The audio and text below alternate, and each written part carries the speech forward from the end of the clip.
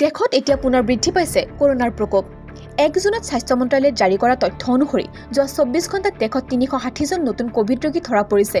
ইয়াৰ লগে লগে ভাৰতত সক্ৰিয় কোভিড ৰোগীৰ সংখ্যা 3758 জনলৈ বৃদ্ধি পাইছে। দেওবাৰলৈ কেৰালা, মহাৰাষ্ট্ৰ আৰু দিল্লীত সৰ্বাধিক কোভিড ৰোগী ধৰা পৰিছে। বৰ্তমানলৈকে কেৰালাত 1400 জন, মহাৰাষ্ট্ৰত 485 জন আৰু দিল্লীত 436 জন কোভিডত আক্ৰান্ত হৈছে। ইফালে যোৱা 24 ঘণ্টাত দেশত কৰোনাত 2 জন লোকৰ মৃত্যু হৈছে। কৰ্ণাটক আৰু কেৰালাত এই লোক 2জনৰ মৃত্যু ঘটিছে। প্ৰকাশিত খবৰ অনুসৰি কৰ্ণাটকত মৃত্যু হোৱা 63 বছৰীয়া ব্যক্তিজনে পূৰ্বৰে পৰা পালমোনাৰী টিবি, স্কোৱামাছ চেল কাৰ্চিনোমা আদি ৰোগত আক্ৰান্ত হৈ আছিল।